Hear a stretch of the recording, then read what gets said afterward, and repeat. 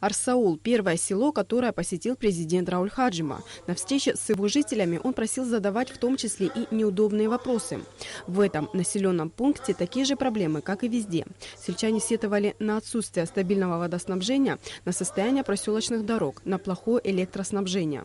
Глава сельской администрации Анзор Саканя рассказал о том, что в прошлом году был проведен ремонт некоторых сельских дорог. Построен новый мост, приобретен насос для системы водоснабжения, установлен новый трансформатор. Мы обращались к генеральному директору Черноморэнерго. Он помог нам, в решении вот этих вот вопросов, касающихся электроснабжения нашего села. В частности, был поставлен дополнительно мощный трансформатор в районе 6-й бригады мощностью 400 кВт. Там была очень большая нагрузка на тот трансформатор, который был там. Жители села Арсаул попросили президента профинансировать строительство спортивной площадки, отремонтировать фасад средней школы и, самое важное, вернуть прежнее название села – Приморское. Выступившие привели историческую справку и сообщили, что в поддержку переименования села собрано 700 подписей жителей.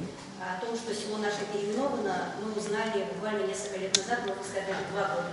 До этого мы называли село Приморское, все официальные документы, включая аттестаты школьные и те документы, которые издаются населению, все были под названием село Приморское. Когда мы уже узнали об этом, жители возмутились, собрали подписи и обратились в районное собрание Гдаутского района, но там, собственно говоря, наше мнение никто не учитывал, нас не выслушали. И потом уже наши представители ездили вместе с нашим депутатом Дмитрием Бульба в Сухум, лично обращались к Варче, Василию Авицба, и там им было категорично отказано. Мы будем ставить этот вопрос. Это не только вопрос депутатов. И я думаю, что если президент поддержит эту ситуацию, то задача вполне решаема.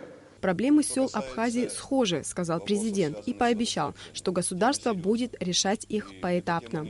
Руководству спасибо говорить не нужно. Это их обязанность.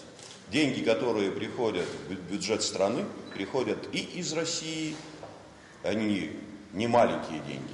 И деньги, которые вы своим трудом вносите в бюджет Абхазии, должны возвращаться также в помощь всех этих наших сел, городов, районов. Вопросов, связанных с водоснабжением. Тема серьезная.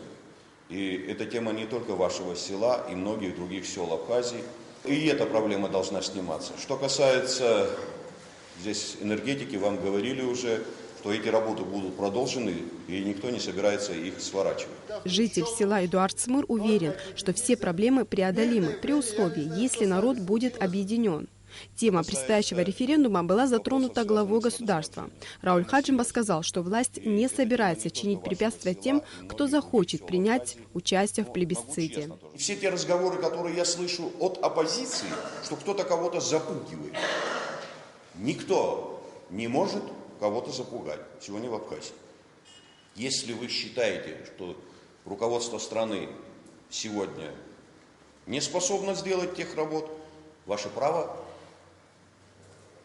в своем этом бюллетене отметить так, как вы считаете нужно.